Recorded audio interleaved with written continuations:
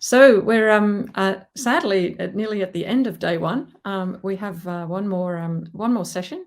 Uh, we've got a little bit of a different perspective. We're delighted to welcome Griffin Solot-Kehl, who's developer advocate at Dolby.io.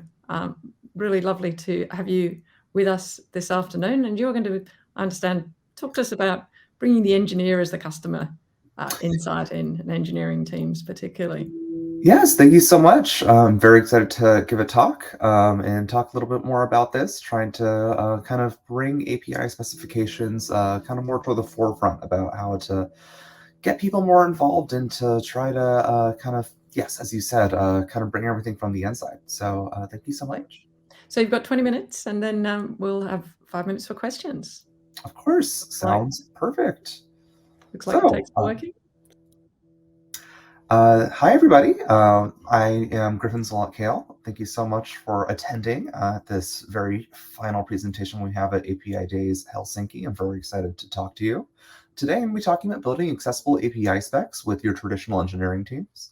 I work for Dolby.io, and a little bit about me is that Dolby.io, first of all, is a new endeavor by Dolby Laboratories, where we are focusing on developer-first APIs, taking advantage of Dolby's expertise in the audio and visual infrastructure that we have going on, where we have three main products of media enhancement, analysis, diagnostics, music mastering, and similar notes. We have real-time communications, and we recently acquired a Millicast, which provides low-latency streaming. And all three of these products have their own separate APIs and API specs. So it's very important that we actually make sure that we're maintaining some semblance of consistency and some semblance of user-friendliness for all of the different potential customers and independent developers that might be using these different APIs. I also have been in the developer relations space for over 3 years in REST APIs, from different little startups to large corporations with the big focus on API integrations. So I spent a lot of time on documentation pages and trying to play around with API specifications with companies from all over, just trying to make things work together. So the issue is the vast majority of us need to work on our API specifications. There are just a bunch of issues that I just so consistently find when working with other customers, where there's unclear or out-of-date documentation, where it was written maybe a few years ago and nobody bothered to update it. Sometimes it's hard to update your existing OpenAPI spec because there's just a lot of just kind of legacy code that was just kind of stitched together to have something that worked but wasn't necessarily kind of thought of well, how can we make sure this is just iterative enough that we can keep on adding and changing this as our product evolves. We can see inconsistent parameters across different endpoints, where, for example, if you have the same type of kind of input parameter you're trying to put in your API endpoints, you want to make sure that they're named and described the same across all the different endpoints for semblance of consistency. And there's usually a slow process to communicate making these changes in the first place internally, where you want to make sure that you're connecting with your engineering team. So when there is any significant new release that is going to be changing the API specification, that is reflected inside of the documentation and it's reflected across the sample applications that kind of build your infrastructure and allow developers to use your product in the first place, as well as externally. You want people to not need to kind of work with their code and change things if there's such a big change in your API specification that there's going to be an issue there. This often is less of an issue when you are working in API first development, but at the same time, this is always going to be something that's going to keep on living around you and is something that we consistently are working on at Dolby as well. So what can we do about this? How can we find a solution to get rid of this everlasting API spec isn't necessarily the most up-to-date, isn't the most accessible? Well, the first thing I always like recommending is something more on the technical side, which is using a modular specification, where we don't want to be writing any identical code when we don't have to. The same way in an actual code script, we don't want to repeat code. If we repeat code too many times, we want to write a function about it. Well, in OpenAPI spec, we can use ref objects. $ref allows you to reference another block, whether it's in the same file or in a separate file, to be able to identify these different patterns and then re-reference them over and over and over again.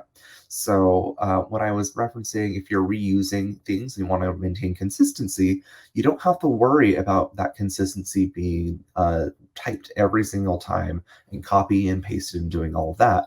If you already have this kind of, it's going to be repeating, such as an input specification, such as an output specification, you can use these reference objects to make sure that you don't have to guess. It's always going to be there and you can always reference it. You can use different helper files so that these can kind of act as pseudo global variables that you're reusing.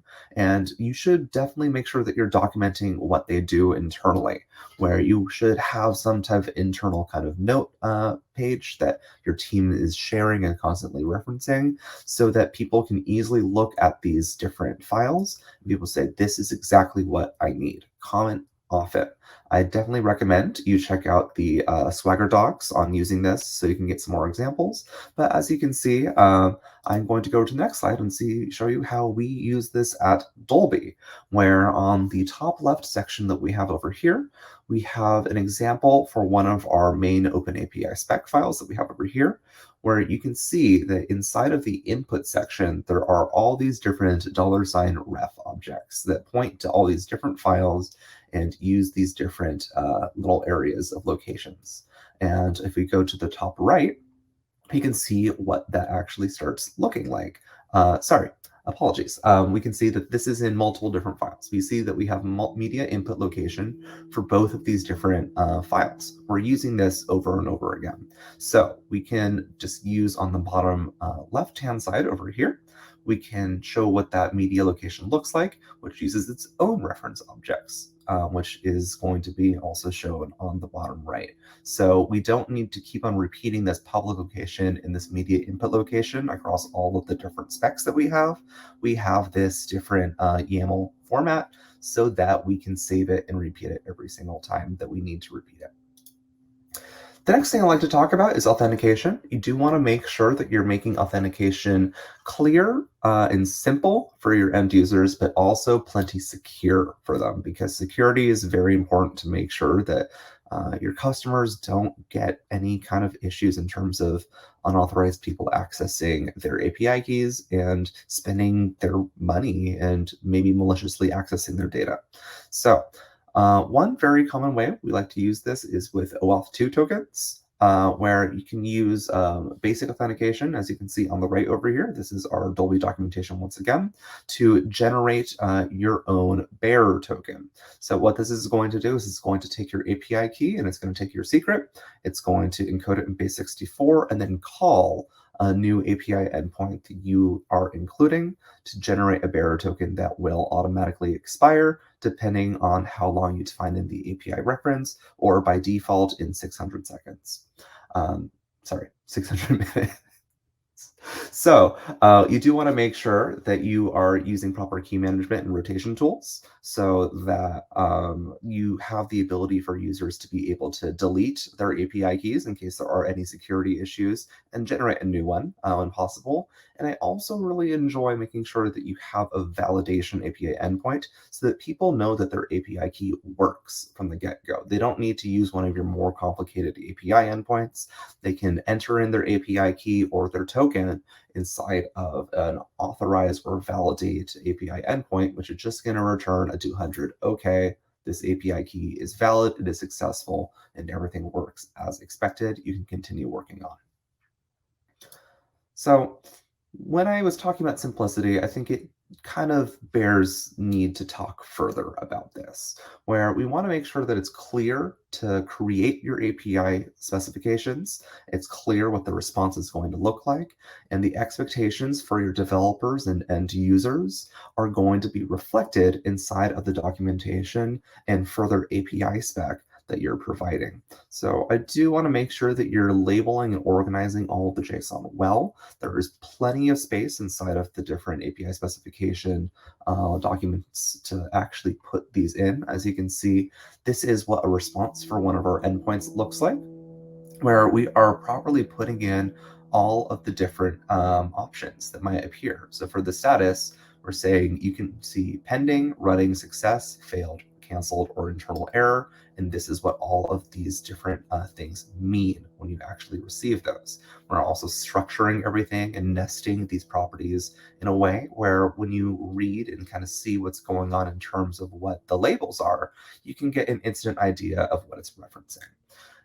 If you are not using a pretty output like this is going on, encourage the use of tools like JQ, which is automatically going to format your JSON via the terminal in a way that is going to be, again, more user readable instead of a line of unparsed, unspaced text. And once again, consistent parameters are going to make this much easier, where your users are going to go to a different endpoint and go, oh, I already saw that parameter last time. That's how it works. If it's not consistent between the two, they're going to assume it worked like the last one, run into issues, and be very frustrated. So I also liked pointing to some examples of quality documentation that I think it's very important to make sure that you take a look at. As you can see, I'm mentioning Slack, Stripe, GitHub, and Twitter all specifically down here, but I do like making sure that you also spend some time looking at some more specific documentation that might be something that your product and your industry might be more relevant to. So take a look at the existing third-party APIs that are currently within your stack and your applications, and see what they're doing right and what you think they could be working on, and make sure you reflect that within your own documentation and specification. Also take a look at your competitors, take a look at your previous employers, and take a look at your own internal docs that aren't shared with the public, and make sure that if there's anything you think might be better if you share with the public and you might want to include, or on the opposite end, not include and make sure that you fix for your public documentation, take the time to review and do that. You're spending so much time on other people's documentation that it doesn't make sense for you not to take notes on what you like and what you don't like on those. There are also some documentation platforms that you can use as a service to help organize all this. So very similar to what I was just showing before on what we use at Dolby I/O. This is going to help you verify that you have valid OpenAPI spec, and there's a bunch of different providers such as readme.com, Redocly, DapperDocs, Wittershins, Swagger UI, and these all range from software as a service where you're going to be assigned a customer service person for any issues that go on, to completely open source tools that give you the power to do whatever you want to it and even fork it in some cases. So you do want to make sure you're using these to ensure that your public-facing endpoints will work, where a lot of these tools allow you to auto-generate sample code using the user's credentials that they're able to input and make the calls within your website. If you're able to keep these calls and these users and customers on your documentation page and able to see if something works or not, they're going to be a lot less likely to move off of it, where you're going to get more engagement and you're going to get people staying and looking at all the different options you provide more often if you make this experience just as simple and as painless as possible. And why build it from scratch when there's all these different tools that you can use on your side to make things better? So as you can see, this is once again our documentation for Dolby I/O, where I do want to point out how we're trying to make these things all just as user-friendly as possible, where this pink arrow is pointing to the authentication, where the users can input their API key directly within there and be able to call the API. You can see all the different query parameters that they can put directly within the website here, so that that is going to make a curl-style web call on their API as well. You can see all the different responses that are going to be available, and you can expand them to see what they're going to provide. But on the blue arrow over here, you can also see an example response. This is what a successful 200 response is going to look like, and this is how you should expect to see what's going on. Of course, you're also going to see all the different text that's going to help describe what everything needs to be and just make the experience as user-friendly and user just kind of sane as possible. Oftentimes, though, when you are working at older companies, there is going to be a lot of technical debt. It's going to be hard to change your existing infrastructure, though I do want to make sure that you understand that it's going to get even harder the longer you let it acclimate, where this technical debt, you're going to say, oh, this isn't worth our time, this isn't worth our energy, but this will turn off new users from using your platform. It's going to say, well, what competitors are there out there that maybe have something a little bit more modern, maybe a little bit more slick that I can use instead that's just going to be easier for me to get started with. Existing customers will be poached by these competitors as well, where this is just a very easy sales opportunity for these other customers to be able to go and say, hey, look at this new, shiny, very accessible, very easy product that we just made. Let's take a look at it. And we also have the big issue of security vulnerabilities, where leaving legacy software and legacy code on your servers for too long often results in zero-day kind of access to a lot of these different things, where you want to make sure that if you're staying modern and up to date, that these will be fixed as soon as possible. One way to kind of get over this technical debt hurdle is to think agile, where we really encourage using product management techniques to start getting these stories, whether they're internal user stories or external user stories.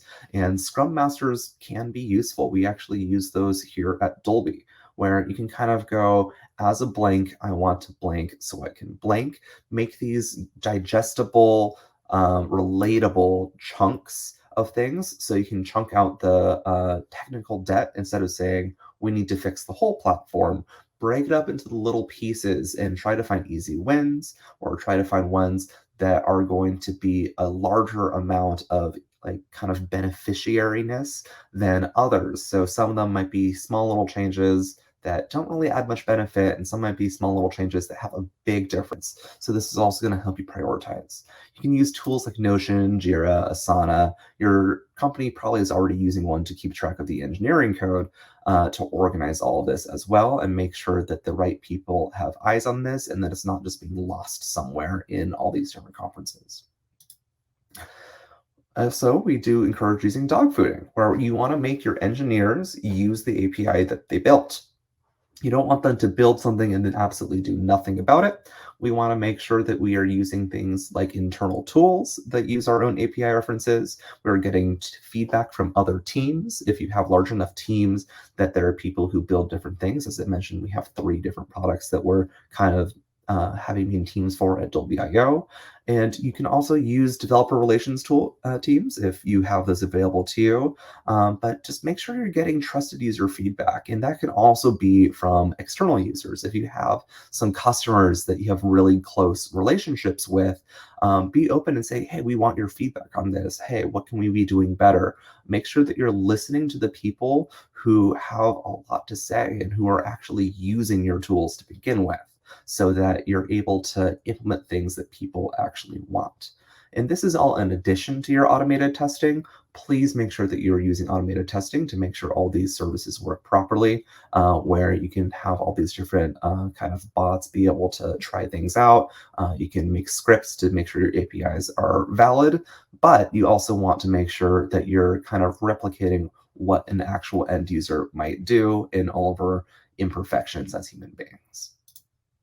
One example we use at Dolby is our Media Enhance with Box, where we have media integration where you can upload a video or audio file to Box and we can enhance it with Dolby.io.